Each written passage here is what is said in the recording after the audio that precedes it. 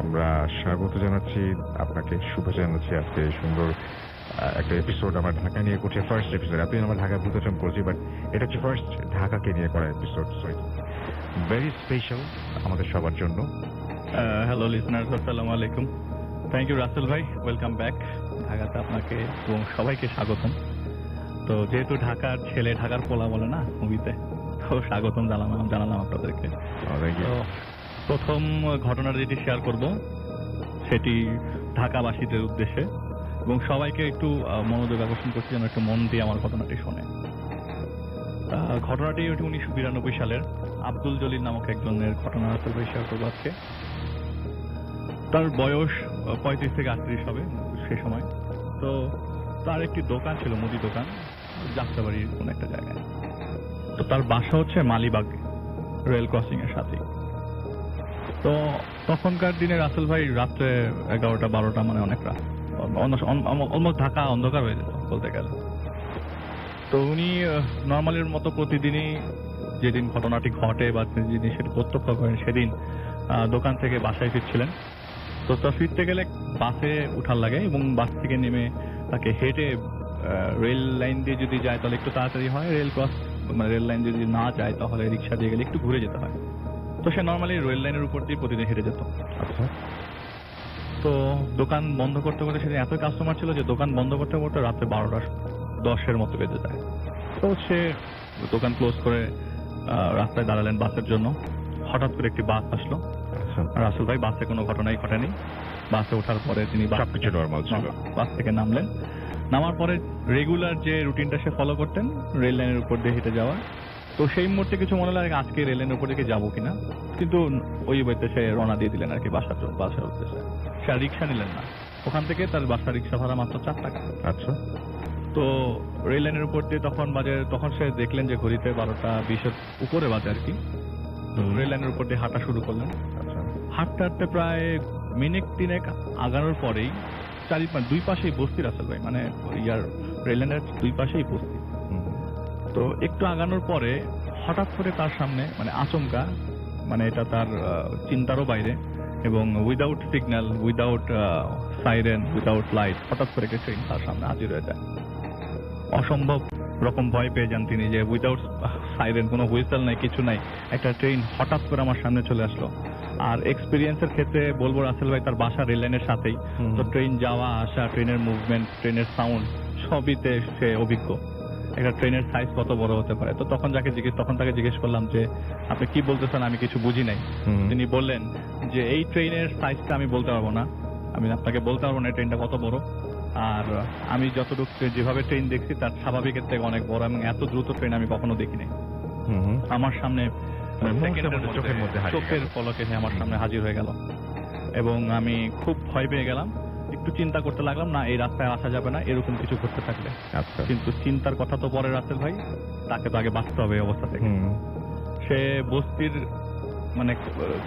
বস্তির পাশ দিয়ে ঘেসে যখন ডান পাশ সরে একটু এগোতে যাচ্ছিলেন, এমন সময় ইঞ্জিন রুম নাকি সেটা সে বললো না। আমি এতগুলো বগি, এখান থেকে বগি তো দেখতেছি, আমি কোনো শেষ পাচ্ছি না, যতটুকু আলোতে চোখ পড়ে আর কি, আমি এটার কোনো শেষ পাচ্ছি না। এমন সময় তার চোখ বাম দিকে যায়, যে পাশে বগির জানালাগুলো ছিল, এবং তিনি দেখলেন যেটা যে প্রতিটা বগির জানালাতেই অনেকগুলো মানুষ দেখা যাচ্ছে, কিন্তু কারোরই মাথা দেখা যাচ্ছে না।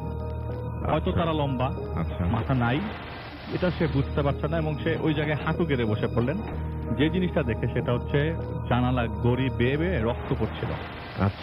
এত চিৎকার, এত আহাজারি যে ওখানে মনে হয় কেউ খুন করছে বা কিছু একটা। কিন্তু এই ইনস্ট্যান্সে উনি এত কিছু চিন্তা করার সুযোগ পান নাই, কারণ উনি ওখানেই বসে পড়তেন। একটু হেলদি বাল্কিয়ার ছিল, তো ওখানেই বসে পড়ার পরে তার সে আর মুভ করতে পারছে না আর কি। সে দেখলো ভেতর থেকে প্রচন্ড মানুষ, অনেকগুলো মানুষ প্রচন্ড চিৎকার করছে, এমন ভেতর থেকে কে জানি মারছে কাউকে, পেটাচ্ছে কাউকে, এরকম কিছু একটা তার কাছে মনে হলো।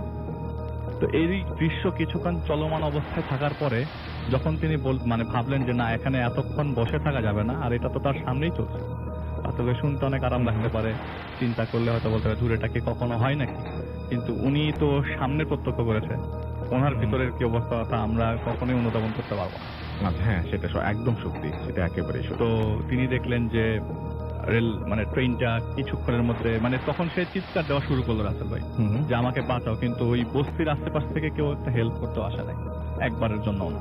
মানে চিৎকারটা কেউ শুনছে বলে তার মনে হয় না, অন্ধকার চারিপাশ। তো যাই হোক কিছুক্ষণের মধ্যে রেল ট্রেনটা ছেড়ে দেয়। ট্রেনটা ছেড়ে দেয় যে এই ট্রেন 1992 সালে বাংলাদেশে ইম্পসিবল, কারণ ওই ট্রেন তো মনে হয় জাপানেও প্রডিউস হয় নাই যে এত ফাস্ট চলে যাবে। ওইটা ট্রেনটাও দেখা যাচ্ছে না, এত ফাস্ট ভ্যানিশ হয়ে গেল ট্রেনটা। আচ্ছা, এবং এত তাড়াতাড়ি চলে গেল তার চোখের সামনে। আমাদের দেশে যেভাবে ট্রেন আমরা দেখে অভ্যস্ত ঠিক এইভাবে সে না। বললো যে বাংলাদেশের বাইরেও মনে হয় এত ফাস্ট ট্রেন বের হয় না। তো সে কিছুক্ষণ এই দৃশ্য ওইটার দিকে তাকিয়েছিল। পরে তো বাসে উঠতে হবে, কিন্তু তার পা আসে না আতে পারছিল। আচ্ছা, তো কিছুক্ষণ পর একটি লোক আসার পর তিনি তার হেল্প নিলেন। হেল্প নিয়ে তার বাড়ি পর্যন্ত পৌঁছে দিলেন। কিন্তু লোকটিকে সে কোনো কথা শেয়ার করলো না, কারণ লোকটিও তো ওই রাস্তা দিয়ে আসলো, সেও তো কিছু দেখতে পারতো, সে কিছুই তো দেখেনি মনে হয়। তো সে তাকে যখন বাসায় পৌঁছে দেওয়ার পর তিনি বাসায় ঢুকে দেখে মাত্র ঘড়িতে 12:35 বাজে। তার মানে এই 10 থেকে 15 মিনিটের দীর্ঘ সময়টা তার কাছে মনে হচ্ছে যে 5 থেকে 6 ঘন্টা, তাকে 5 থেকে 6 ঘন্টা এই জিনিসটা বদল করেছে। তো যাই হোক তিনি বাসায় রেস্ট নিতে শুরু করে দিলেন, মানে সে আর দোকানে যাওয়া মানে বন্ধ করে দিলেন আর কি। তার 12 থেকে 15 দিন পর তার মা মারা যান। এটা রাসেল ভাই ঘটনার সাথে কোনো যোগ সাজস নাই। তার মার ব্রেস্ট ক্যান্সার ছিল, ওনার মা মারা যান 12 দিন পর। তো 12 দিন পরে উনি তো এইরকম দুইটাই, একটা ফ্রাস্ট্রেশন, একটা আপনার মার প্রতি টেনশন, দুই মিলে সে বাসায় কিছুদিন রেস্ট নিতে থাকে। তো সপ্তাহ দুয়েক পর, মা মারা যাওয়ার সপ্তাহ দুয়েক পর তিনি হঠাৎ করে তার রাতের বেলা ঘুম ভাঙে। এর আগে রাসেল ভাই ট্রেন যাওয়া আসা করতো, উনি কিছু একটা ভাবতেন না, কিন্তু যখনই কোনো ট্রেন যায় তখনই তিনি আটকে উঠতেন। আচ্ছা, রাতের বেলা যখন ঘুম ভেঙে বাথরুম থেকে বের হয়ে তিনি টাওয়ালে খুঁজতে গেলে, মানে টাওয়াল খুঁজতে যে মানে না পেয়ে তিনি বারান্দার দিকে যান। তো দেখে যে বারান্দায় টাওয়াল আছে। তো মুখটা মুছে জাস্ট, তার বাসাটা আবার রাসেল ভাই রেল লাইনের সাথে। তো মুখটা মুছে সে জাস্ট রেল লাইনের দিকে তাকাতেই দেখলো যে ইনস্ট্যান্ট সেই ট্রেন আবার চলে আসলো। আচ্ছা, সাথে সেই ট্রেন চলে আসার পর তার মাথা নষ্ট হয়ে গেল। এই তো সেই ট্রেনটাই আবার তার বাসার সামনে, এটা সামনে তো যেতে পারতো, তার বাদ সে তো এই জিনিসটা অপ্রত্যক্ষ আরো সামনে, তার বাসার সামনে কেন থামলো? সে দৌড়ে গিয়ে তার ওয়াইফকে তুললেন এবং অনেক অগ্রাহ্য করার পর তার ওয়াইফ বারান্দায় যায়। তো যে ওয়াইফ বলে কোথায়, বারান্দায় তো কিছু মানে দেখলাম না। তো তিনি বিষয়টা আর কাউকে কিছু না জানিয়ে তাদের এলাকায় একজনকে জানায় আর কি। আচ্ছা, তো তিনি বলেন ভাই আপনি নামাজ কালাম শুরু করে দেন। আর রাসেল ভাই তিনি যে নামাজ পড়তেন না তাও না, কিন্তু তেমন একটা রেগুলার ছিলেন না। তো সেই হুজুর বলল যে আপনি নামাজ পড়া শুরু করে দেন, আল্লাহকে ডাকেন, একটু আমলে নামেন। তো সেই জিনিসটা সে ওনার কথাটা শুনলো আর কি, কিন্তু উনি তো কোনো সলিউশন দিতে পারে নাই। তো তার তো বাসায় দোকানে যেতে হবে, সে দোকানে যায়, দোকানতে আবার স্টার্ট করে সে রেগুলার লাইফ। দোকান থেকে সে একইভাবে বাস ধরে রাস্তায় নামে এবং সেই দিন সে আর রেল লাইন ধরে আগায় না। সেই দিন সে রিক্সা নিয়ে বাসার গলির সামনে যায়। গলির সামনে পৌঁছানোর পর এই দৃশ্য হয়তো বা সে এইখান দিয়ে আবার কিভাবে সে কি ফলো করবে, এতদিন তো কিছু করছিল না। হঠাৎ করে তিনি দেখলেন গলির ভিতর থেকে কয়েকজন লোক বেরোচ্ছে। তারা সবাই মাথা নিচু করা, সবাই অনেক লম্বা, সবার সাদা কাপড় পরা, কিন্তু সবাই একসাথে আসছে মিছিলের মতো, মানে অনেকগুলো লোক লাইন ধরে আসছে এবং একের পর এক লাশ বেরোচ্ছে গলি থেকে। ও মাই গড। তো উনি তো এই দৃশ্য আবারও তার সামনে, সেই একই ফ্রাস্ট্রেশন। তো তিনি পাশে একটা বাসা ছিল, সেই বাসার জানালার লাইট জ্বলছিল, তখন 11টা বাজে। তো নক করে সেখানকার যে লোকটি ছিল, যে ফ্ল্যাটের লোকটি ছিল, ওনার হেল্প নিয়ে বাইরে আসার পর কোনো কিছু, সবকিছু নর্মাল আছে ভাই, বাইরে কিছু নাই। তো সে তার সাহায্যে বাসায় আসে এবং তাকেও জিনিসটা শেয়ার করে নাই। তো যে হুজুরটার কাছে সে জিজ্ঞেস করেছিল, হুজুরকে বলেছিল এরকম ঘটনা সে প্রত্যক্ষ করছে, সেই হুজুর ঠিক পরের দিনই তার বাসায় আসে। তখন সে খেতে বসেছে দুপুরবেলা। বলে যে ভাই, উনি আবার এই কথাটা আবার হুজুরকে যে জানায় যে আমি এরকম ভাবে আমার গলি দিয়ে এরকম ভাবে মানুষ বেরোতে দেখছি, বা আমি রেল লাইনের সামনে এরকম ট্রেন আসতে দেখছি। তো সে হুজুর বলে যে ভাই বিশ্বাস করবে না, গতকালকে আপনি যখন ঈশার ওয়াক্তে আমার কাছে এসেছিলেন, আমাকে যে ঘটনাটাই বললেন, ঠিক আপনি বাসায় যাওয়ার পরে আমি বাসায় যাওয়ার সময় রাস্তা দিয়ে দেখি যে কতগুলো মানুষ লাইন ধরে যাচ্ছে এবং সবার সাথে একটি করে লাশ, অনেকগুলো লাশ। এবার উনি মানে নিজেই প্রত্যক্ষ করলেন। খুব অদ্ভুত ব্যাপার। তো সে বললো যে আচ্ছা ভাই ঠিক আছে, আমি একজন বুজুর্গকে চিনি, নদীর ওপারে যেতে হবে। ঢাকার নদীর উপরে, ঢাকার ভেতরেই তো এখন পরে কেরানীগঞ্জ, তো নদীর উপরে যেতে হবে সেপাল। আচ্ছা, তো নদীর উপরে নিয়ে যে সে কুই চিপা চাপা দিয়ে তাকে এমন এক জায়গায় নিয়ে যায়, এক বুজুর্গ অনেক বয়স্ক, এবং তার ভাষা মতে তার বয়স নাকি অলমোস্ট 100 ক্রস করেছে। আচ্ছা, তো সেই বুজুর্গের কাছে বললো যে আমার এই ঘটনা ঘটেছে, এই হচ্ছে আমার সাথে। তো সে একটা সলিউশন দিল যে বাবা তুই নামাজ পড়া শুরু কর, আল্লাহকে ডাক, আমলে নাম, আর কোনো দিকে না তাকিয়ে ওই এলাকা ছেড়ে 10 মাইল দূরে চলে যা, সার্কেল ধরে, আচ্ছা। দেখবি তুই ভালো হয়ে গেছিস। তো উনিও মনে মনে চিন্তা করলো না ওনার কথাটা রাইট আছে, না থেকে চলে গেলে হয়তো আমি কিছু ফিল করবো না, হয়তো বেঁচে যেতে পারি। তো উনি বললো যে আচ্ছা ঠিক আছে, তুই চলে যা। আর এই একটা গ্লাসে পানি ছিল, সেটাতে সে ফু দিল, ফু দিয়ে বললো যেটা তুই খা এবং বিসমিল্লাহ বলে খাবি। সে পানিটা খায় এবং ইনস্ট্যান্সে তার যখন চোখ খুলে সে দেখে তার ঘরের বিছানায় তার মা। মাঝখানে কোনো কিছু এর মাঝখানে তার কিছু মনে নাই, কিছু খুব ইনস্ট্যান্সে তার চোখটা খোলার পরে সে দেখে যে সে সকাল হয়ে গেছে, এবং ঘুম ভাঙলো মাত্র। মানে পানিটা খেলো, জাস্ট চোখটা খুললো এবং দেখলো যে অন্য একটা দিন সকালবেলা। কতক্ষণ মাঝখানে কতক্ষণ গেছে সেটা তার কোনো আইডিয়াই নাই। আচ্ছা, তার কাছে মনে হলো যে আমি তো মাত্র পানি খেলাম, মাত্রই ঘুম থেকে উঠে গেলাম, ওকে দেখে আমার বাসার বিছানায়। খুব অবাক লাগার মতো ঘটনা রাসেল ভাই। খালি বললো যে আরেকটা কথা বলে দেই, ছোট্ট একটা কথা, যে আমি ওই পানিটা খাওয়ার আগে মাথা নিচু করে খাচ্ছিলাম, তো আমি একটি জিনিস দেখি যে লোকটি আমাকে নিয়ে গেছে, যে লোকের কাছে, যে হুজুরটি আর যে বুজুর্গ যে ছিল, তারা দুইজন যখন আমাকে পানি দেয়, তা মাথা নিচু করার সময় দেখি তারা কেউ মাটিতে বসেছিল না। তবে দুইজনই ভাসমান অবস্থায় ছিলেন। ওইটা তার কাছে এটা কোনো ডেসক্রিপশনই নেই রাসেল ভাই। ওকে। তো এরপরে তিনি ওই এলাকা ছেড়ে দেন রাসেল ভাই। এরপরে তার আর কোনো কিছুই, কোনো সমস্যা নাই। এরপরে কোনো কিছু ফিল করে নেই আর। Alright, thank you. আর মানুষটিকে আমার নামটা প্রকাশ করব না প্লিজ, তাই নামটা এখানে না লিখে শেষে লিখলাম। অনেকদিন ধরে লিখবো ভাবছিলাম, বাট এই ঘটনার মেইন সাবজেক্ট আমার এক বন্ধুকে নিয়ে। ওর অনুমতি পাচ্ছিলাম না, তাই এতদিন লিখতে পারছিলাম। কেমন বন্ধু? আজকে আমার ফ্রেন্ডটা দিল, বাট শর্ত নাম যেন প্রকাশ না হয়। তাহলে শুরু করলাম আমার ঘটনাটি। 2012 মের 7 তারিখের কথা। আমার বাসা নারায়ণগঞ্জের চাষারায়। আমাদের বাড়িটি হলো 2 তলা। 2 তলার ডান পাশের ইউনিটে আমরা থাকি এবং আমাদের নিজেদের বাড়ি এটা। অন্য সব কটা ইউনিটের ওপর নিচে ভাড়া দেওয়া। আমার ফ্যামিলিতে বিয়ে হয়ে গেছে, এখন শ্বশুর বাড়িতে থাকে। ওই সময় তাই আমার বাবা মাকে এক বিশেষ কাজে আমাদের গ্রামের বাড়িতে তারা যান। আমার বড় বোন শ্বশুর বাড়িতে থাকেন, তাই বাড়িতে শুধুমাত্র একাই থাকতে হয়। আমি ছোট একটা বিজনেস করি, এর কারণে সারাদিন বাড়িতেই থাকতে হয়। একেবারে সন্ধ্যার পরে বাসায় আসি, বাইরেই থাকতে হয়। সেই দিনও একইভাবে সন্ধ্যার পরে আসলাম। যেহেতু আমি বাসায় একা থাকবো, তাই এক ফ্রেন্ডকে, ওর ধরি এক্স, ফোন করে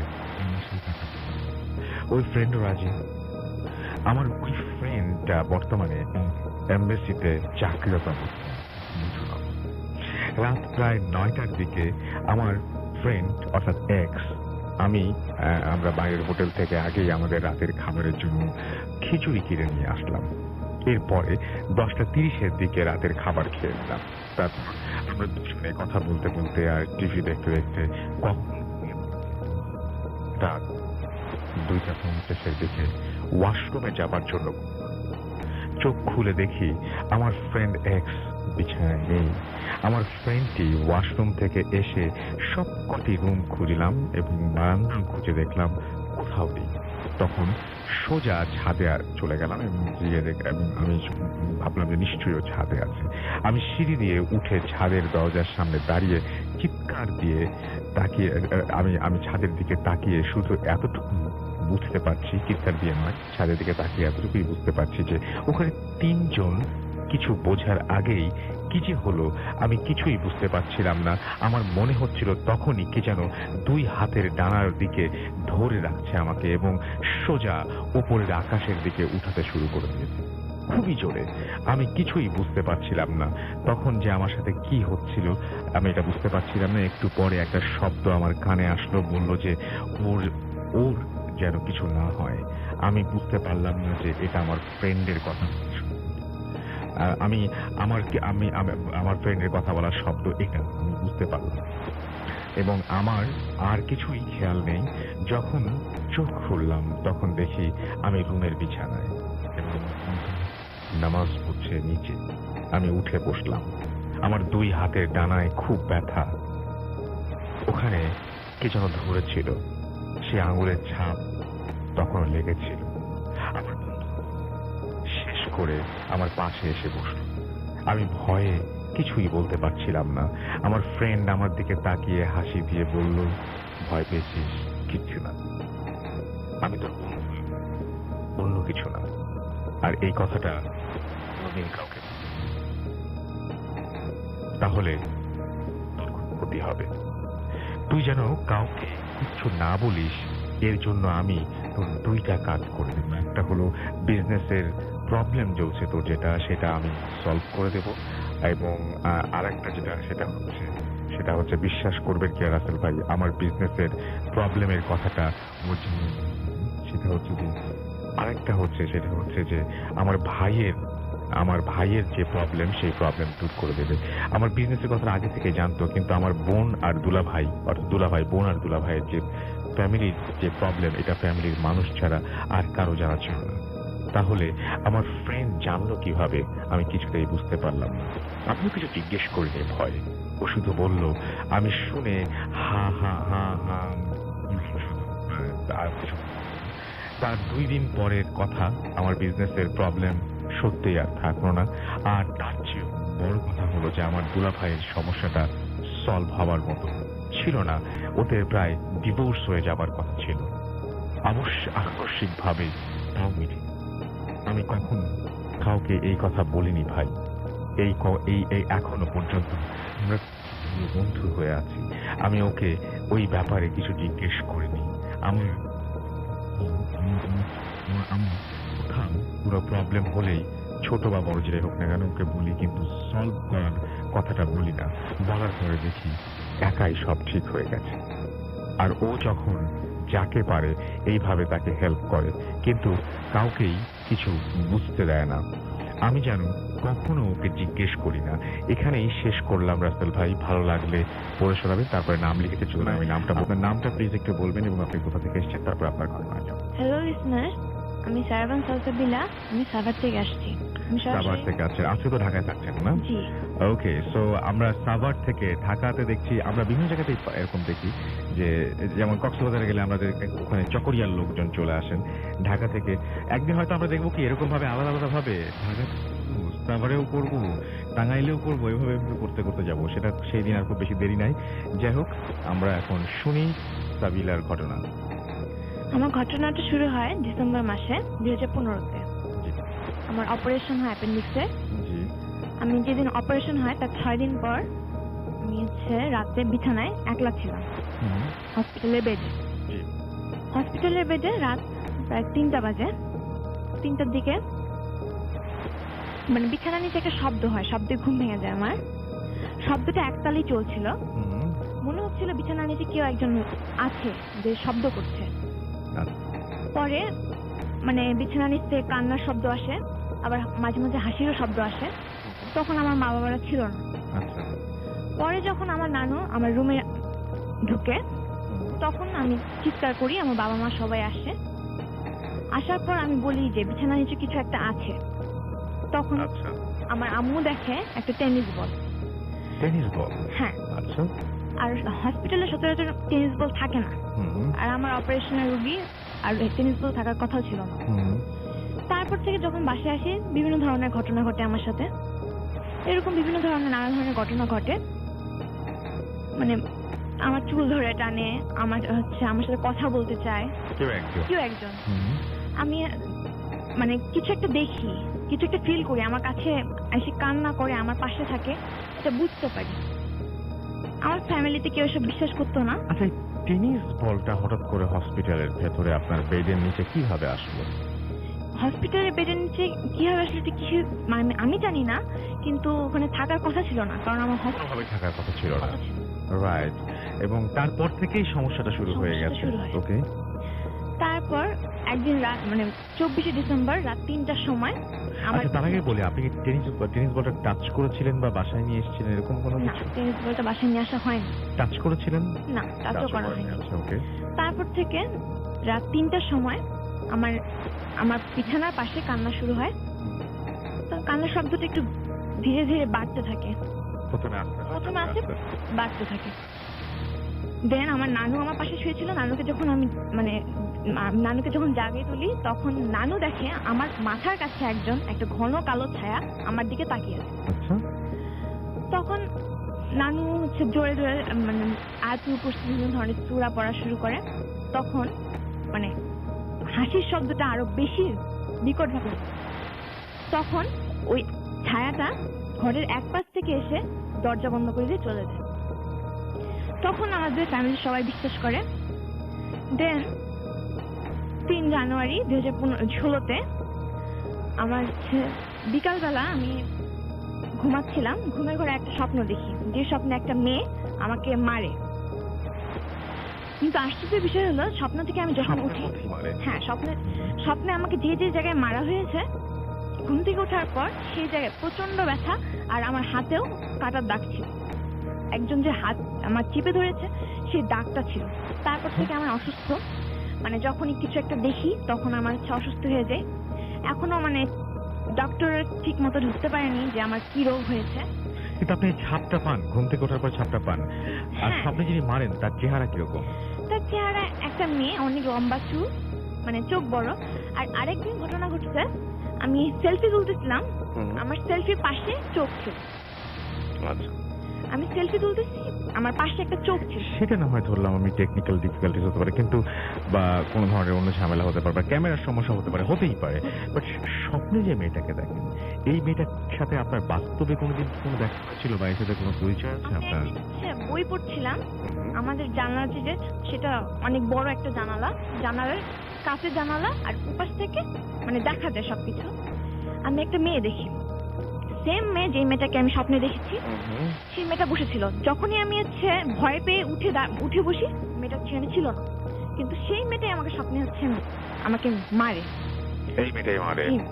তারপর থেকে আমি এখন অসুস্থ, মানে যখনই কোনো কিছু একটা ঘটনা ঘটে, আমার জ্বর উঠে, আমার বমি হয়, এই ধরনের ঘটনা ঘটতেই আছে।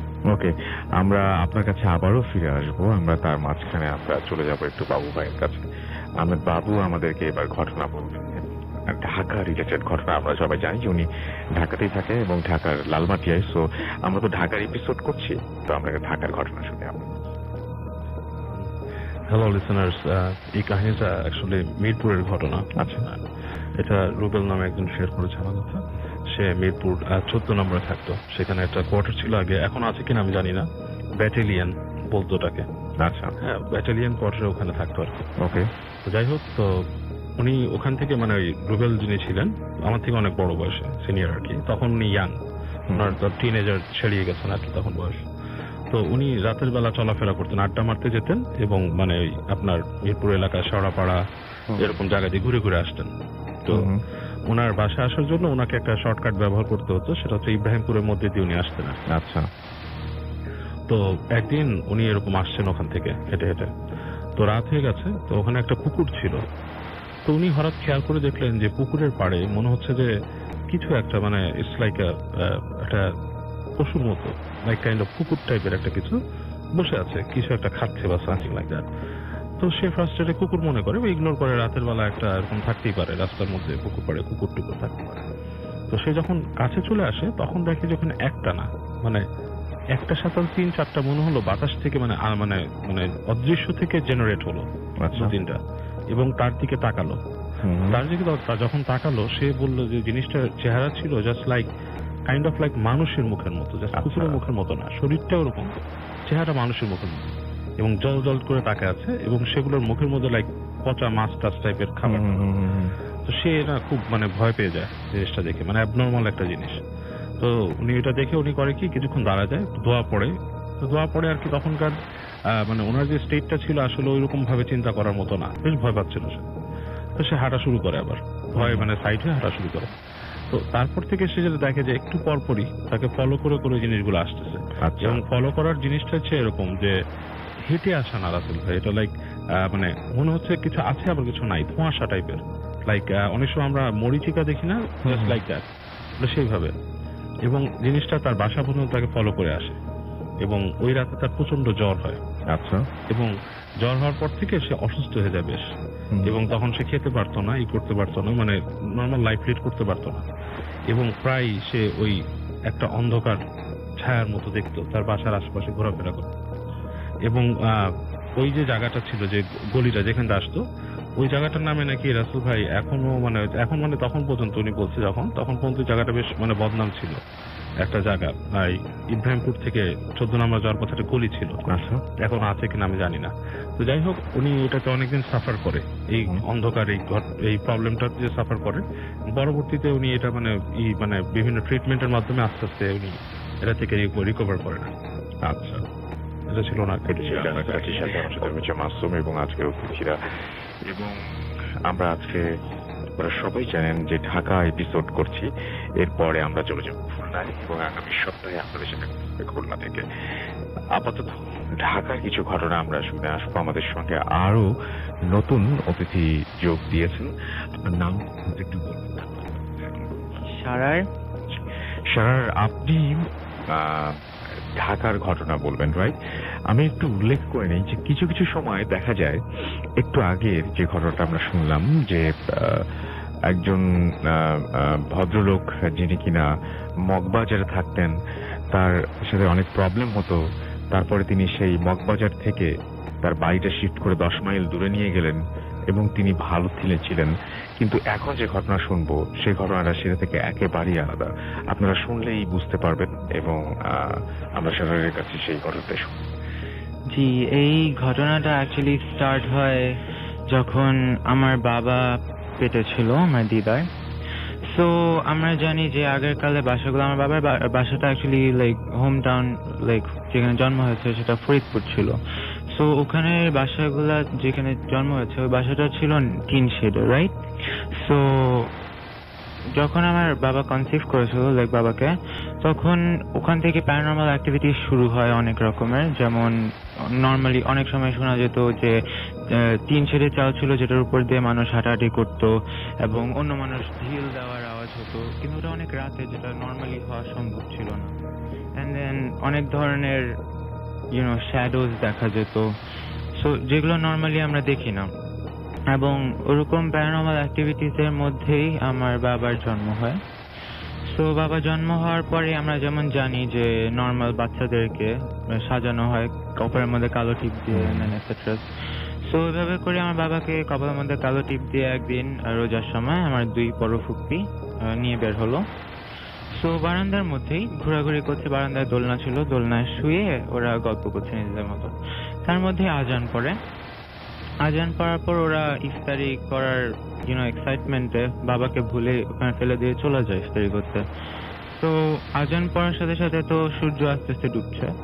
সো সূর্য ডুবার সাথে সাথে আমার বাবা কান্না শুরু করে এবং সেই কান্নাটা লাইক আনস্টপেবল, যে লাইক ওটা কন্টিনিউয়াসলি হচ্ছে, মানে কোনোভাবে থামানো যাচ্ছে না। সো ওটার পরে আমাদের বাসার মানে ও দিদার বাসার ওখানে এক বুজুর্গ লোক থাকতো, তার কাছে নিয়ে যাওয়া হয়, তাকে বাবাকে নিয়ে যাওয়া হয়।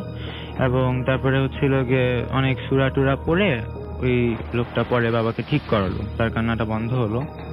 তো ওই লোকটা বারবার করে ওয়ার্ন করে দিল আমার দিদাকে যে আপনার ছেলেকে নেক্সট টাইম থেকে আর কোনো সময় কপালে কালো চিপ দিবেন না। তো আমরা যেভাবে জানি যে যখন আমাদের কোনো ট্রাবল আসে আমরা ওটার উপায় পাই কিভাবে আমরা ওটাকে সলভ করবো, এন্ড দেন ওটা আমরা সুন যখন ট্রাবলটা কেটে যায় আমরা কয়েকদিনের মধ্যে ওই জিনিসটা আবার ভুলে যাই।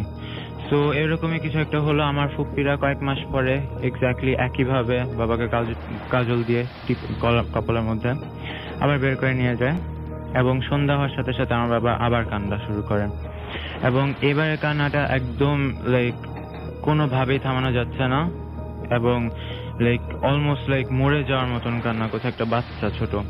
সো অনেক চেষ্টা করার পর ওই লোকের কাছে নিয়ে যাওয়া হলো আবার। ওই লোক এখন বলে আমি তো এবার ঠিক করবো না আপনার বাচ্চাকে। আমি বললাম আপনাকে কোনো সময় যেন না দেওয়া হয়, তারপরেও আপনারা দিলেন, তো আমি এখন ঠিক করতে পারবো না আপনার বাচ্চাকে। পরে আমার মানে দিদা অনেক রিকোয়েস্ট করার পর সে দোয়াদুয়ি শুরু করলো, এবং কিছুক্ষণ পর হচ্ছিল গিয়ে বাবা ঠিক হয়ে গেল এবং বললো যে নেক্সট টাইম যদি কালো টিপ দেওয়া হয় আপনার বাচ্চাকে আর বাঁচানো যাবে না। অদ্ভুত ব্যাপার, আমরা সাধারণত কালো টিপ দিয়ে হচ্ছে নজরে এড়ানোর জন্য, কিন্তু এখানে পুরো জিনিসটা উল্টো ঘটলো। এক্স্যাক্টলি। বলে যে আপনার বাচ্চাকে যখনই কালো টিপ দেওয়া হয় কিছু একটা সামথিং একটার নজর লাগে ওর দিকে, যেটার জন্য এই কান্নাটা শুরু করে। সো গ্রোয়িং আপ আমার বাবা অনেক নটি চাইল্ড ছিল, রেকলেস ছিল অনেক বেশি। So he had always like ওর অনেক বেশি ইন্টারেস্ট ছিল এসব জিনিসে। সো এসব জানার পরে বাবা গ্রোয়িং আপ এগুলো জানলো, অ্যান্ড বাবা যেহেতু একটা গভর্নমেন্ট সার্ভিস করে, সো বাবা ডিফারেন্ট জায়গায় পোস্টিংস হয়। তো সিলেটে পোস্টিং ছিল এই জন্য, এবং সিলেটে বাবা একটা কোর্স করতে গিয়েছিল। সো বিল্ডিংটা যেমন ছিল ওটা আই শেপের বিল্ডিং, এবং বাবার গ্রাউন্ড ফ্লোরের রুম সবচেয়ে কর্নারে। সো বাবা প্রত্যেকদিন রাতে 9টা-10টার দিকে এরকম একা একা ছাদে যেত।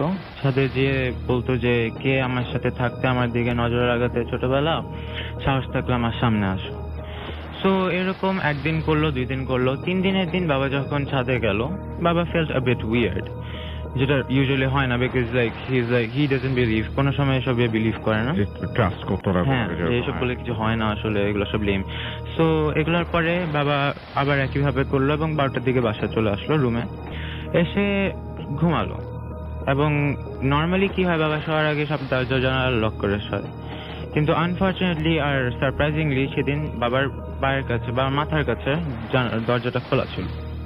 সো ঘুমাচ্ছে, ঠিক মিড নাইটের দিকে 1:30-2টা, এই সময় আবার হঠাৎ করে ঘুম ভাঙে এবং বাবার মনে হয় যে বাবার সাথে there is someone, বাবা is not alone. ওকে। তো বাবা যেহেতু করিডোর থেকে হালকা লাইট আসছে, ওই লাইটের মধ্যে মোটামুটি ক্লিয়ারলি দেখা যায়, এবং বাবা দেখতে পারলো যে বাবার পায়ের কাছে একটা অসম্ভব সুন্দর মেয়ে দাঁড়ানো। মেয়েটা দেখতে মানে আমরা হিন্দুদের দুর্গা যে মূর্তিটা দেখি অলমোস্ট ওটার মতন দেখতে, জাস্ট ডিফারেন্স হচ্ছিল গিয়ে নর্মাল মেয়েদের চুল থাকে নিচ দিকে ছাড়া, ওই মেয়েটার চুল ছিল আকাশে উড়া, মানে অপোজিট ডাইরেকশনে উপরে ছিল এবং গোল হওয়া, ছড়ানো সব জায়গায়, এবং চোখগুলা রক্তের মতন লাল ছিল, এবং এক দৃষ্টিতে খুবই রাগ হয়ে বাবার দিকে তাকিয়ে আছে। তো বাবাটা দেখে মানে এমন ভয় পায়, বাবা বলা শুরু করে যে তুমি এখানে কেন এসেছো, তুমি এখান থেকে চলে যাও, এই মুহূর্তে চলে যাও। এবং এটা বলার পর সে নড়ে না কোনো দিকে, এবং একটু পরে তার বাম হাতটা উঠালো, এবং ওটার মধ্যে সে একটা মেয়ের চুল মুঠি করে ধরা ছিল, এবং এই মেয়েটার গলা কাটা ছিল। এটা দেখার পর বাবা প্রচন্ড ভয় পেয়ে আয়াতুল কুরসি পড়া শুরু করে, এন্ড দেন আয়াতুল কুরসি যত পড়ে ওই মেয়ে আরো রাগ হয়, আরো লাইক ভিশিয়াস ভাবে তাকায় বাবার দিকে। সো ওভাবে করে আস্তে আস্তে আয়াতুল কুরসি পড়তে পড়তে ওই মেয়েটা আস্তে আস্তে ফ্লোট করা শুরু করলো মাটির থেকে, ফ্লোট করে আস্তে দরজা দিয়ে ভ্যানিশ হয়ে যায়। ওকে, বাট একটা জিনিস, সেটা হচ্ছে আপনার বাবার জীবনে এই সমস্ত ঘটনা ঘটেছে, আমাদের ফ্যামিলি মেম্বার আরো 2 জন আছেন এখানে, আপনার মা আছেন, আপনার নামটা একটু প্লিজ বলবেন। আমি ঈশ্বর ভাই। জি, আমি ঈশ্বরের ভাইয়া। আচ্ছা, ঈশ্বরের ভাইয়া। আম্মুর সাথে আমি একটু পরিচয় হই, আমরা একটু পরিচিত হই। জি, আমি তানিয়া। ওকে, তো আমি আপনার কাছে একটু জানতে চাইবো যে আপনি আমরা শুনছিলাম আপনার কাছ থেকে যে এই যে ওরা বলছিল যে ওনাদের বাবার যে সমস্যাটা ছোটবেলায় হয়েছিল, কিন্তু সেই সমস্যাটার রেশ ধরে এই মেয়েটিকে কি আপনারা কেউ দেখেছেন, আপনাদের 3 জনে কেউ দেখেছেন যে মেয়েটির কথা উনি বলেন? না, আমি ঠিক আসলে মেয়েটা কেমন ছিল বা কি সেটা তো আমি জাস্ট এমনি শুনেছি, আমি কখনো ওভাবে করে তো কিছু যেহেতু এটা আমি বলতেই পারবো না, কিন্তু আমি এটুকুই বলতে পারি, একটা সময় যেহেতু আমার হাজবেন্ড গভর্নমেন্ট সার্ভিস করেন এবং বিভিন্ন জায়গায় তার পোস্টিং থাকে, আমরা একটা হিলি এরিয়াতে যে কোনো একটা প্লেসে, ওখানে একবার, তখন আমার বাচ্চারা খুব ছোট, ওদেরকে নিয়ে আমি ওখানে গেলাম। আর তার চেয়েও আগে আমি বলি, আমার বড় ছেলে যখন আমি কনসিভ করি তখনও এই ধরনের কিছু অ্যাবনর্মাল ব্যাপার, প্যারানর্মাল অ্যাক্টিভিটিস আমার বাসায় ছিল, বিকজ ওর বাবা একটা ভাইটাল পোস্টে ছিল এবং ওকে খুব বিজি থাকতে হতো, আমি অলমোস্ট একাই থাকতাম।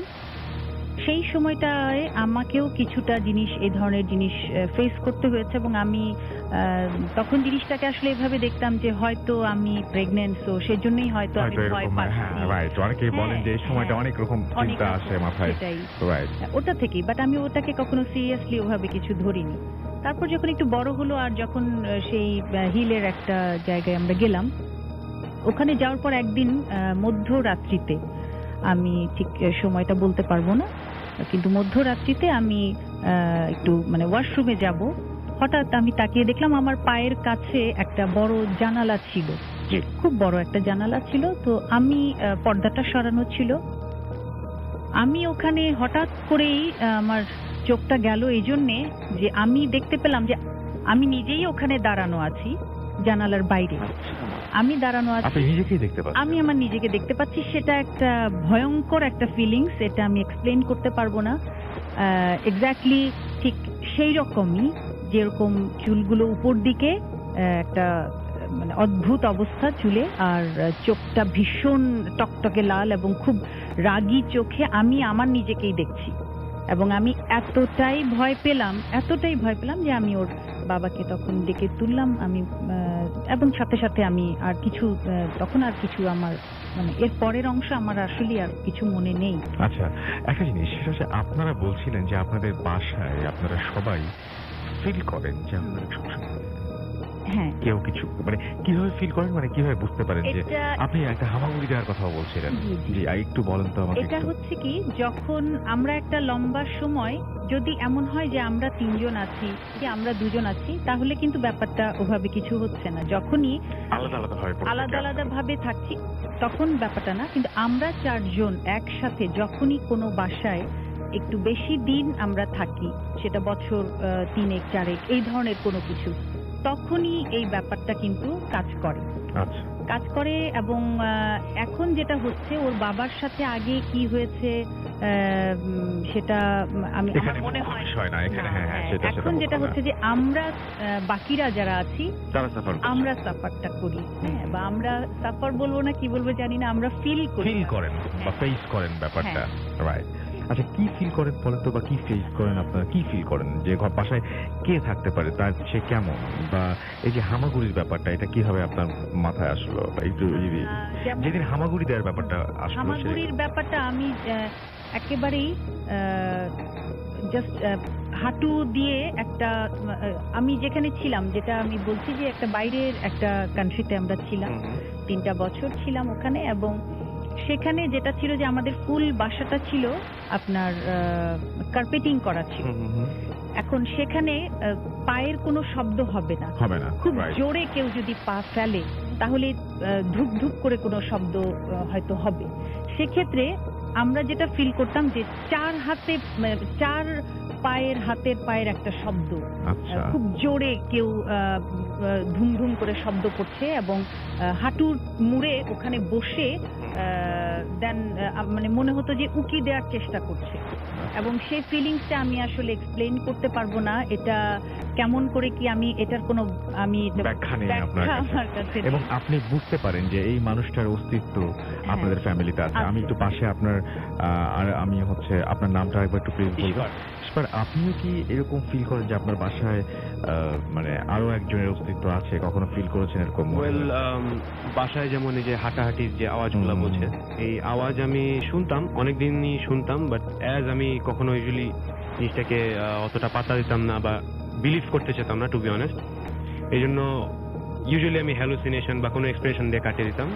বাট কিছু কিছু যেমন কাহিনী যেগুলা আমার সাথে একটু বেশি সিরিয়াস যখন মনে হয়েছে, তখন আসলে এটা আমি যখন নিজেই এক্সপ্লেন করতে পারিনি, তখন আসলে বিশ্বাস করা ছাড়া উপায় ছিল না।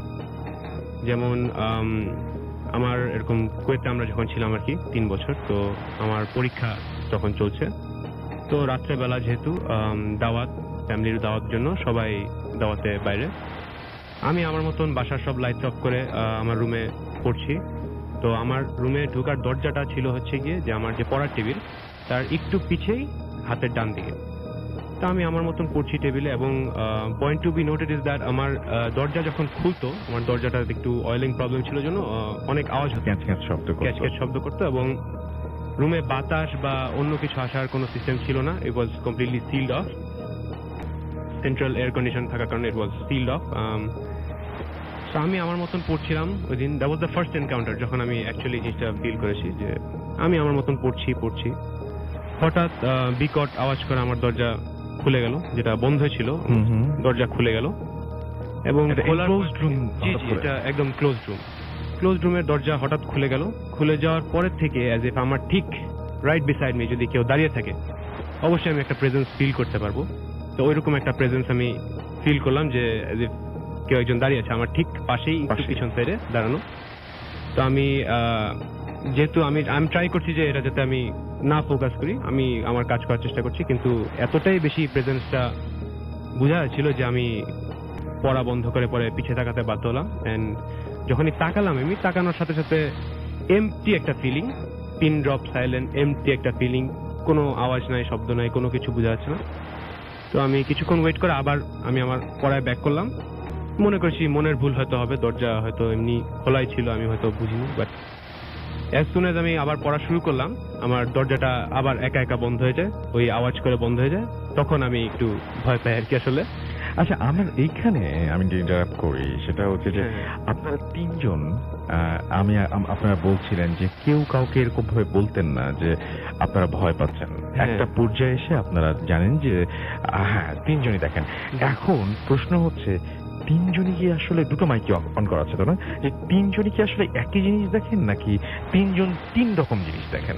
মোস্টলি আমরা তিনজন একই জিনিসই, আমাদের সবই একই রকমই এক্সপিরিয়েন্সেস হয়। মোস্টলি একই ব্যাপারই দেখি, একটু এদিক ওদিক হয়তো কাহিনী, বাট যে অকারেন্স গুলো হচ্ছে সিমিলার, তিনজনই দেখেছি। বাট ইউজুয়ালি আমরা শেয়ার করতাম না, কারণ যেহেতু একা একা দেখছি মনে করতাম হ্যালুসিনেশন অর সামথিং, এগুলো বলে আমরা আমি বলতাম না, কারণ আমি ভাবতাম বাচ্চারা ভয় পাবে এটা, আর আমি আর কি বলবো, কারণ আমি তো অনেকদিন আগে থেকেই এটা একটু একটু ফেস করছি। তো এটা বলে ওদেরকে আমি শুধু শুধু ভয় পাওয়াতে চান নাই আপনি? হ্যাঁ সেটাই। আর বাচ্চারা কেন বলতো না, ওরা হয়তো ভাবতো যে মাম্মা বিলিভ করবে না। হ্যাঁ। আপনারা বন্ধুদের সাথে কোনদিন হয় শেয়ার করেন এগুলো? না, আসলে শেয়ার না করার আসল কারণ হচ্ছে গিয়ে মনে করতাম বিশ্বাস করবে না, হয়তো হ্যালুসিনেশন, মজা করবে। বাবা কিছু দেখেন কি আপনাদের বাসায়? না, বাবা ছাড়া আমরা সবাই দেখি। বাবা অ্যাকচুয়ালি মেবি বাবা দেখে, এবার বাবা দেখলেও বাবা কোনো সময় বলে না, আমরা যাতে আরো ভয় না পাই, এই জন্য আমাদেরকে কোনো এক্সপ্রেস করে এটা নিয়ে কোনো কথা বলতে চায় না। whatever it is, মানে I it's hope never he's harmed. listening to us. তো আচ্ছা, তো আমার মনে হয় যে মানে যদি এরকম সুযোগ হয় যে উনি আলাদাভাবে যদি কোনোদিন আসেন, তাহলে আমরা হয়তো ওর কাছ থেকে শুনতে পারবো। বাট আপনারা তিনজন সেম জিনিস দেখেন, এবং আপনারা সবসময় মনে হয় যে আপনারা একা না, এবং আপনারা প্রত্যেকে কি আলাদা রুমে থাকেন? হ্যাঁ, অলমোস্ট আমরা আলাদা রুমে থাকি, এবং আপনি বুঝতে পারেন যে আপনার রুমে কেউ একজন আছে। হ্যাঁ, আপনার রুমে, আপনাদের বাসায় যিনি থাকেন না কেন, হয় তিনি একসাথে তিনটা রুমে থাকতে পারেন, আর না হয় তিনি খুব মানে সবসময় যাওয়া আসার মধ্যে পাইচারির মতো থাকেন, এই রুম থেকে এই রুম, এই রুম থেকে এই রুম, এই রুম থেকে এই রুম। এনিওয়েজ, আমরা থ্যাংক ইউ ভেরি মাচ আমাদের এখানে আসার জন্য এবং আমাদেরকে সময় দেওয়ার জন্য। আপনাদেরকে অনেক অনেক ধন্যবাদ। আশা করছি যে আপনাদের এই সমস্যাটা কেটে যাবে। আমরা একটা ইমেইলে যাব, এবং ইমেলটা যেহেতু প্রত্যেকবারই আমরা একটা দেশি এবং বিদেশি ইমেল মিলিয়েই পড়তে হয়, কারণ কিছু করার নেই। সিঙ্গাপুর থেকে আমরা পেয়েছি এই ইমেলটি। আমাদের এখানে লিখেছেন যে SAE তে ক্লাস শুরু হওয়ার 18 দিন আগে আমি সিঙ্গাপুরে পা রাখি। ডর্মে সিট পাই, কিন্তু ডর্ম বলতে গেলে পুরো খালি। যদিও আমাদের কলেজ ফ্রি, তবুও নতুন জায়গা, নতুন মানুষ বলে নিজেকে গুটিয়ে রেখে নিজের রুমে আর বাইরে ঘুরে বেড়াচ্ছি। 4-5 দিন এভাবে কাটলো। সেদিন লাঞ্চ সেরে রুমে ফিরে সিগারেট ধরিয়ে বাইরের লবিতে দাঁড়িয়েছি। আমার ডিপার্টমেন্টের ক্যামেরা ইন্সট্রাক্টর আর ডর্ম সুপারকে আসতে দেখে সিগারেট নিভিয়ে দিলাম। আমার রুম থেকে 9 তলায় সি ইউনিটের শেষে সুপার আমার হালচাল জিজ্ঞেস করে কিছু রুলস বুঝিয়ে দিয়ে যাবার সময় আমাকে সাবধান থাকার জন্য বললেন, আমি অ্যাজ ইউজুয়াল ভেবে রুমে এসে চেঞ্জ করে আবার বাইরে বের হয়ে যাই। ওই দিন আমার চাকরি জীবন শুরু হবে সিঙ্গাপুরে। সানটেক কনভেনশন হলে কারিগরি সহকারী ছিলাম। ওই দিন কাজ বুঝে নিতে রাত অনেক হয়ে যায়। ডর্মে ফিরে ফ্রেশ হয়ে কানে হেডফোন লাগিয়ে শুয়ে পড়লাম। কখন ঘুমিয়ে পড়েছি টের পাইনি। ঘুমটা বেশ মাঝরাতে ভেঙে গিয়েছিল, এটা টের পেয়েছি। আমার রুমে দুজন থাকার ব্যবস্থা, একটা বেড খালি। আমি পানি খাবো বলে বিছানা ছেড়ে দাঁড়িয়েছি অ্যান্ড আমার রুমের দরজা খোলা ছিল। ভাবলাম ক্লান্তজনিত কারণে হয়তো দরজা বন্ধ করা হয়নি। দরজা বন্ধ করার জন্য গিয়ে দাঁড়াতে কেমন একটা অস্বস্তি লাগছিল। দরজায় হাত দিতে হাই ভোল্টেজ শক খেলাম। ছিটকে ফুট দেড়েক দূরে বিছানায় গিয়ে পড়লাম। তারপর শুরু হলো তাণ্ডব লীলা। রুমের আসবাবপত্র কেউ যেন আছড়ে মেরে নিচে ফেলছে। যা দেখলাম তার লিখার ভাষা নেই। আমার পাশের বিছানাপত্র মুহুর্মুহু কোনো ধারালো কিছু দিয়ে ছেঁড়া হচ্ছে। কেউ একজন ছিটছে, আমি তাকে দেখছি কিন্তু ঝাপসা। মনে হলো কালো রং, পশু জাতীয় কিছু একটা হবে, আবার পশু নয়। আমার স্পষ্ট মনে আছে আমি আলো নিভিনি। এখন আলো নেই রুমে। বাইরে চাঁদের আলোতে যা বোঝা যায় ওইটুকুই। আমি চুপ করে ব্যাপারটা দেখছিলাম। আমি জানি এখন চিৎকার করে লাভ নেই, কারণ এই ইউনিটে আমি একা রয়েছি। আমার চিৎকার অন্য ঘর বা ইউনিটে যাবে না। প্রায় 1 ঘন্টা পর তাণ্ডব লীলা থামে। আমার রুমে আমি নিজেই আমার রুম চিনতে পারছিলাম না। এক ছুটে ফ্লোর সুপারভাইজারের রুমে গিয়ে আমি তাকে ডেকে তুলি এবং তিনি আমাকে নিয়ে আমার রুমে আসলেন। আমি অনেক বেশি মানে এটা কিসের তাণ্ডব লীলা ছিল, রুম মানে কিসে আমি থান্ডার্ড হয়ে যাই যে কিসের তাণ্ডব লীলা। রুম যেমন ছিল তেমনই আছে। তাহলে মাঝখানে যে ঘটনাগুলো, সেই ঘটনাগুলো কি জন্য ঘটলো, কেন ঘটলো? কেউ যদি বলেন যেটা হ্যালুসিনেশন, কেউ যদি বলেন যে না এটা অন্য কোনো কারণে হয়েছে, আগে কখনো হয়নি, সেদিন কেন হলো এবং কেন ঘটেছিল সেই ঘটনাটা, এইটার কোনো ব্যাখ্যা যদি আপনাদের থাকে অবশ্যই আমাদের জানিয়ে দেবেন। চলে যাবো ডক্টর আলিফের কাছে। এখনো তার ছোট্ট একটা ঘটনা শুনে আসবো আমরা এবং আলিফ শুনি আমরা। জি তাসেল ভাই, ঘটনাটি হচ্ছে সেলিম নামক এক ব্যক্তির সাথে ঘটা। তো তিনি গভর্নমেন্ট জব করতেন। তো আগের ঘটনার মধ্যে কিছুটা, যখন নতুন বাসা নিবেন আর কি, তো সে নিউলি ম্যারিড ছিল আর কি। তার ওয়াইফ মুন্সিগঞ্জে ছিল। তো সে তখনও বাসা পায়নি। যখন বাসা পায় তো বাসায় ফার্নিচার উঠিয়ে সবকিছু রেডি করে তো নিয়ে আসবে এরকম প্ল্যানিং চলছে। এমন সময় যেদিন ঘটনা ঘটে সেটি 1998 সালের দিকে। তো প্রচন্ড বৃষ্টি ছিল রাস্তায় ভাই সেদিন। তো সে বাসায় আসে। তার বাসাটা ছিল এরকম যে 3 তলা, তার 3 তলা যে পাশে যার ফ্ল্যাট তার অপোজিট সাইডে তার ছাদ। তো ওই ছাদের চাবি তার কাছেই থাকতো। গভর্নমেন্ট কলোনি রাস্তা ভাই। তো তিনি ঘরের দরজা খুলতে যাবে, প্রচন্ড বৃষ্টি রাস্তা ভাই, সময় 8-9টা বাজে। তো ঘরের দরজা খুলতে যাবে এমন সময় তার কাছে মনে হলো ঘরের ভেতরে কেউ আছে। কেউ না, অনেক মানুষ আছে। এমন মনে হচ্ছে যে দরজা খুললেই তো ডাইনিং স্পেস, তো মনে হচ্ছে যে ডাইনিং টেবিলের দিকেই মনে কেউ আছে আর কি। তার এরকম ফিলিং, এরকম ফিল করছে যে না আমার বাসা ভর্তি মানুষ, কিন্তু সে থাকে ওই বাসায় মাত্র একা।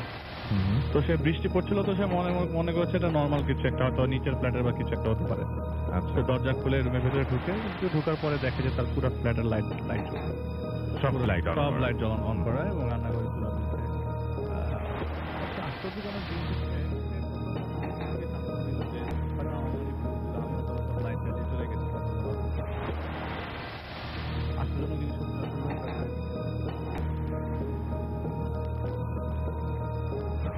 যে জায়গায় রেখেছিল উনি সে জায়গায় না, অন্য জায়গায় তিনি পেয়েছে, একটু সামনে পেয়েছে। তো তিনি তার নিজের ভুল ধরেই জিনিসটা প্রথম দিন কাটিয়ে যান আর কি। এরপর থেকে 2-1 দিনে কোনো প্রবলেম হয় নাই। তো আপনার ওনার কাছে সবচেয়ে আশ্চর্যজনক জিনিস লাগে যে এই বাসায় তো তিনি ছাড়া কেউ ঢোকে নাই। তিনি তোমার সাথে ওই ফ্ল্যাটের কেয়ারটেকারই একমাত্র এসেছিল ফার্নিচার ওঠানোর সময়। তো এই বাসায় এরকম কেন ফিল হলো? তো সে নর্মাল ডে লাইফ, মানে নর্মাল ডে স্টার্ট করে দেয় আর কি। 3-4 দিন পরে তার ঘুম ভাঙে রাতের বেলা। তো ঘুম ভাঙার পর ওয়াশরুমে যাবে। তো ওয়াশরুমে যাওয়ার সময় তিনি লক্ষ্য করেন, একটাই বাথরুম তো ওই ফ্ল্যাটে। তো ওয়াশরুমে যাওয়ার সময় তিনি লক্ষ্য করেন যে তার রান্নাঘর থেকে কিছু সাউন্ড আসছে, কুড়ুর সাউন্ড আসছে। কেউ জানি কিছু একটা কেউ রান্না করছে রান্নাঘরে। তিনি রান্নাঘরের দিকে এগোতে যান, গিয়ে দেখে যে রান্নাঘরের চুলা জ্বলছে, কিন্তু চুলা সে জ্বালিয়ে রাতের বেলা ঘুমিয়ে পড়েছে। তার এটা এখন স্পষ্ট মনে আছে। তো উনি দেখলো যে না, আস্তে আস্তে জিনিসগুলা এক্সাজারেট করছে, অনেক বেশি হচ্ছে। তার কাছে মনে হচ্ছে যে তার পাশে ছাদের মধ্যে কেউ অনেকে হাসছে ছাদের মধ্যে। তার রুম থেকে সাউন্ডটা পাওয়া যাচ্ছে। সবচেয়ে মজার বিষয় রাসেল ভাই, তিনি পরের দিন যখন অফিস করে আসছে তো নিচেই তাকে দোতলার ভাড়াটি আটকায়। ভাড়াটা দোতলার যে থাকে সেই গভর্নমেন্ট অফিসারটি আটকায় আর কি। তো তিনি বলে যে ভাই আপনি তো মনে হয় উপরে উঠেছেন, একটু লক্ষ্য রাখেন আর কি, গভীর রাতে প্রচন্ড শব্দ হয়, ধুম ধুম শব্দ হয়, আমি ঘুমাতে পারি না, কালকে 2 বার আমার ঘুম ভাঙছে। তার কাছে আরো বেশি আশ্চর্য লাগতে শুরু করে, ঘরে বাসায় থাকি মাত্র আমি একা, সকালবেলা অফিসে চলে যাই, রাতে 9টার দিকে আসি, রান্না বান্না করে খাই দিয়ে ঘুমাই যাই, আমি এখনো এখানে বউ নিয়ে আসিনি, তো শব্দ আসবে কোথার থেকে। তার কাছে খুব আশ্চর্য লাগতে থাকে আস্তে আস্তে। বাসাটি কোন এরিয়াতে রাখতে ভাই শেয়ার করলাম। তো তিনি তার কাছে আশ্চর্য লাগে, তো উনি তো ওই বাসার যে কেয়ারটেকার তাকে বলে যে এরকম অবস্থা, আমি তো প্রতিদিন এরকম কিছু শুনতেছি, এরকম কিছু দেখতেছি, প্রত্যক্ষ করতেছি, আমার কাছে মনে হচ্ছে আমার বাসায় কেউ আছে। তো তিনি বলে ভাই এটা নর্মাল, এটা কোনো সমস্যাই না, আপনি ভাবিকে নিয়ে আসেন, আপনার সমস্যা সব সমাধান হয়ে যাবে, বাসায় একা থাকে তো হয়তো বা মনের ভুল হতে পারে। তো সেটা ঠিক 15 থেকে 20 দিন পর, এর মধ্যে কিন্তু রাসেল ভাই এইসব অবনর্মাল জিনিসপত্র কিন্তু জানি তার কাছে, যখনই বাসায় আসে তখনই তার কাছে মনে হয় বাসায় কেউ আছে, তার কাছে মনে হয় যে এই বাসায় কোনো একটা ফ্যামিলি থাকে, আমি থাকি না, অন্য একটা ফ্যামিলি থাকে, তাই এটা তার কাছে মনে হচ্ছে। তো সে তার 20 থেকে 25 দিন পর তার ওয়াইফকে নিয়ে আসে বাসায়। তো ওয়াইফের সাথে ওয়াইফের 2 ভাইও আসে। সবচেয়ে মজার বিষয়, ওয়াইফের ভাইগুলাও সবার আগে এই জিনিসগুলা দেখা শুরু করে, মানে উনি এতদিন ধরে সামনে আসার কোনো কিছু শুরু করছে না, কিন্তু ওয়াইফের ভাইরা জিনিসটা প্রত্যক্ষ করে। তারা পাশের রুমে ছিল, তো যে ছোটটা রুনান, ওর নাম রুনান, তো সে আর কি ঘুম ভেঙে রান্নাঘরের দিকে যায়, ঠিক একইভাবে যেভাবে তিনি আগেবার ফলো করেছিলেন, তার কাছে মনে হচ্ছে রান্নাঘরে কেউ আছে, ছেলেটার কাছে। তো দেখে একটু উকি মেরে দেখে রান্নাঘরে চুলা জ্বলছে, আর কেউ একজন রান্না করছে রান্নাঘরে, কিন্তু তার কাছে মনে হয় রাত্রে 2টার দিকে রান্নাঘরে তো কারো থাকার কথা না, ছেলেটার বয়স 15-16 হবে আর কি। তো সে ভয়ে রুমে চলে যায় এবং এই কথাটা কাউকে শেয়ার করে না। ঠিক পরের দিন পুরা বাথরুমের আপনার কল ফেটে পানি দিয়ে ভেসে গেছে পুরা বাসা, এবং সেটা অবশ্যই মানে সেটা হয়েছেও গভীর রাতে, সবার ঘুমের অজান্তে, সবাই ঘুমতে করে দেখে পুরা বাসার পরে পানি, এবং পানি ঝরঝরায় পানি পড়তেছে, নিচে থেকে কেটে উঠে আসছে, বাসার কি হয়েছে। তো এইসব জিনিস অ্যাকুমুলেট করার পর ওই ওনার যে 2 ওয়াইফের 2 ভাই, ওরা ওই বাসা ছেড়ে চলে যায়।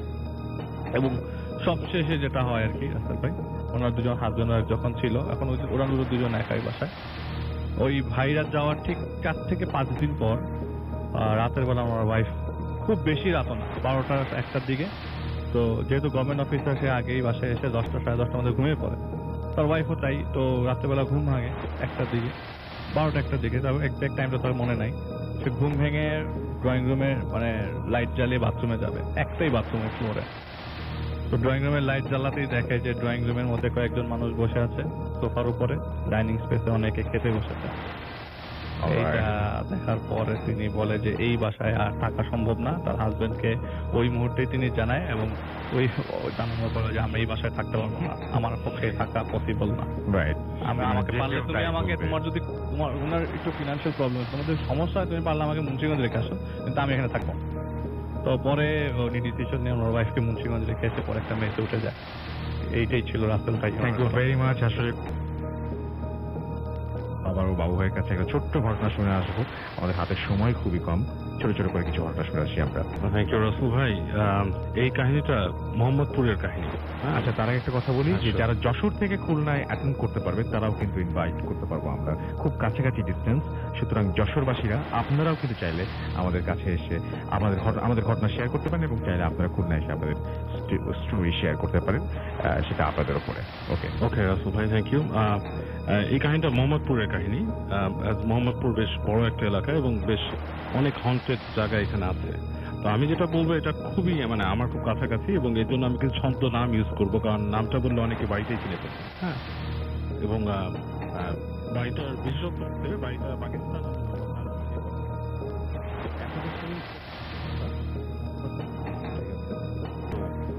বাসাটার মধ্যে যেটা হয় যে প্রথম যখন ওই বাসায় মানুষ আসে তখন মানে আমরা খুব ছোট, কিন্তু ওই বাসার নিচতলাটা আমি আমি আমি ছোটকালে দেখেছি অ্যাবান্ডেন্ট, কেউ থাকতো না। তো যেহেতু গভর্নমেন্ট বিল্ডিং, এক সময় মানুষ আসে ওখানে, আসার পর নিচতলাটা খোলা হয়, তো ওখানে পাকিস্তান আর্মি এবং রাজাকার বাহিনীরা ওখানে ছিল আর কি এক সময়। তো সেখানে তারা ওই আপনার বাসার হাউসের তল থেকে প্রায় 50-60টা মাথার খুলি পায়। নিচে যে আন্ডারগ্রাউন্ড একটা ট্যাঙ্কি ছিল, পানির ট্যাঙ্কি, সেটার থেকে। এবং ওই বাসাটার মধ্যে যখন উঠে তারা প্রথমে অনেক কিছু মানে উদ্ভট জিনিস এক্সপিরিয়েন্স করতে, যার নিচতলায় ছিল। যেমন দেখা গেছে আপনার ঘুমিয়ে আছে, রাতের বেলা কান্নার শব্দ শুনতেছে রান্নাঘর থেকে, মানে খুবই ভয়ঙ্কর ব্যাপার স্যাপার। এবং মানে বাতি কেটে যেত বারবার, মানে তখনকার সময় ফিলামেন্ট বাল্বগুলো শুধু কেটে যেত। যাই হোক, একদিনের কাহিনী বলি, যেহেতু ছোট করে বলতে হবে। এটা ওই বাসার অনেক কাহিনী আছে, এর মধ্যে একটা হচ্ছে ওই বাসার যিনি বড় ছেলে আর কি, ধরেন ওনার নাম আমি XYZ আজাদ বলে দিলাম, মানে নামটা যাতে একটু হাইট থাকে। যাই হোক, উনি একদিন রাতে ঘুমিয়ে আছে, তো ওনার রুমে মনে হচ্ছে যে মানে মানে কেউ নক করতেছে টকটক করে। তো উনি জিজ্ঞেস করে কে, কোনো উত্তর নাই।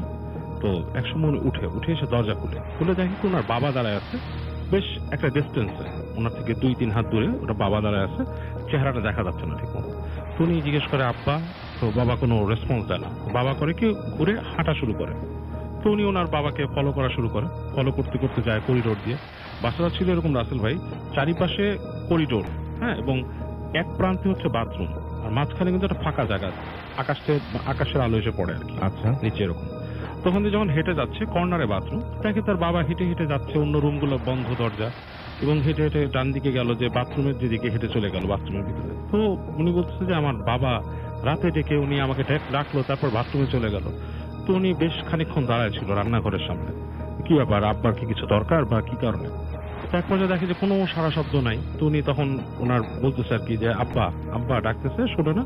তো উনি হেঁটে একটু সামনে গেছে, ঝুঁকি দিয়ে দেখে বাথরুমে যাওয়ার যে সামনে যে সিঁড়ি ছিল একটা, মানে উঁচু উঠতে হয়, সিঁড়ির উপর তার বাবা বসে মুখটা 2 হাতে ঢেকে, জাস্ট মুখের নিচের অংশটা, মানে হাসতেছে, কেমন একটা ভেতর থেকে একটা চাকলিং হাসি আর কি আসতেছে। এবং তাকে দেখে এবং মুখ তুলে তাকাইছে, এবং মুখটা এত মানে তার কাছে চোখটা এত ভয়ঙ্কর লাগছে যে ওই যার নাম বললাম, ধরেন ছদ্মনাম আজাদ ভাই, উনি ওখানে ফেইন্ট হয়ে যায়। আচ্ছা, হ্যাঁ, ফেইন্ট হয়ে যায়, মানে তার থাকে না। পরে উনি যখন ওনার হুঁশ ফেরে কিছুক্ষণ পরে, উনি তাকিয়ে দেখে যে কেউ নাই এখানে, মানে পুরো জায়গাটাই ফাঁকা। ওই পাশে এরকম অনেক কাহিনী রাসেল ভাই ঘটেছে। আজকে যেহেতু সময় স্বল্প, আমি জাস্ট একটা বললাম আর কি। ওকে, থ্যাংক ইউ সো মাচ। কিন্তু এই ঘটনাটা খুব অদ্ভুত, এবং এই ঘটনাটা এটা আপনি বলেন যে পাকিস্তান আমলের বাসা, এবং খুব কাছাকাছি, মানে মোহাম্মদপুরের, মানে আমার বাসাতে খুব কাছাকাছি, এবং এই বাসাটা মোটামুটি লোকেশন বললে সবাই জানতে পারবে, সবাই জানবে, এবং আমি নামও ছদ্মনাম বললাম। আচ্ছা, এই বাসাটা এইরকম ঘটার কোনো কারণ কি? ঘটার কারণ হচ্ছে যে অনেক পুরনো বাসা, এবং এটা তো একসময় জানেন যে ওইখানে সব বাসাগুলো ছিল আর কি পাকিস্তান আমলে বেশ পুরনো, ওখানে হাউজিং এর বাসা ছিল, হ্যাঁ, এবং মানে মোহাম্মদপুরে বেশিরভাগ বাসায় কিন্তু হাউজিং এর ছিল, এবং পাকিস্তানিদের ছিল, বিহারিদের ছিল, এবং অনেক বাসাগুলোকে পাকিস্তান আর্মি ক্যাম্প করতো। তখন ক্যাম্প করে সেখানে তারা রান্না বাড়া করতো, মানুষকে টর্চার করতো। যেমন বললাম, ওই বাসার নিচতলাটা এমনকি আমি ছোটকালে পর্যন্ত দেখছি তখন পর্যন্ত বদ্ধ ছিল। পরবর্তীতে ওটা খুলে এসে সরকারি একজন, আমি কিন্তু যে বাসাটা মনে হয় আন্দাজ করতে পারছি, বাসাটা ম্যাক্সিমাম সময় ফাঁকা কেমন যেন থাকে। হ্যাঁ, ফাঁকা এখনো রান্না বান্না হ্যাঁ, এরকম আপনি চিনে ফেলেছেন। আমি চিনতে পেরেছি বোধহয়। হ্যাঁ, আর আরো 2-1টা ঘটনা যদি মানে একটা ঘটনা যদি বলতেন যে মানে আরো ভয়ঙ্কর এইখানে ঘটে। এখানে এরকম একটা হচ্ছে, ওনারই যার কথা বললাম, যে ভাইয়ের কথা, ছদ্মনাম বললাম আজাদ ভাই। আচ্ছা, ধরলাম ওনার ভাইয়ের নাম ধরেন রফিক, ওনার ইমিডিয়েট ছোট ভাই। হ্যাঁ, কারণ ওনাদের নাম বললে উনি চিনলে আবার রাগ করতে পারেন। যাই হোক, উনি একদিন এরকম শুয়ে আছেন, তো উনি প্রায় বলতেন এসে বন্ধুদের যে ওনাকে কেউ মারে রাতের বেলা। আচ্ছা, এবং এটা মানে বন্ধুরা বলতো দুষ্টুমি করতে, তোর বাসায় ব্রুসলির পোস্টার তোকে মারে এর জন্য। হ্যাঁ, but actually that was horrific. উনি যেটা করছে যে একদিন দেখে যে ওনাকে মানে মনে হচ্ছে যে একটু ডাকতেছে, সিঁড়ি ডাকতেছে। তো উনি জিনিসটা ফিল করে যে কে ডাকতেছে, তো উনি দেখলো যে ওনার খালা ওনাকে ডাকতেছে। বেশ রাত তখন 1টা-2টা, আপনি বুঝেন যে 80-র দশকে 84-85 সালে সে সময় কিন্তু ওই টাইমটা মানে বেশ নিস্তব্ধ থাকতো মোহাম্মদপুর। তো যখন ডাকতেছে, এবং বিল্ডিংও সব 1তলা 2তলা, তো উনি হেঁটে হেঁটে খালার পিছে যায়, খালা কি, তো খালা কোনো উত্তর দেয় না, উঠে চলে যায় ওনাদের সিঁড়িতে। এবং রাসেল ভাই, সিঁড়িটা ছিল এরকম, ওনাদের পুরোনো আমলের সিঁড়ি, তো ছাদে উঠলে ছাদের অনেক জায়গায় মানে জ্বলে যাওয়া, রং জ্বালা, আপনার শেওলা পড়া, একটা বট গাছ ছিল ট্যাঙ্কির নিচে।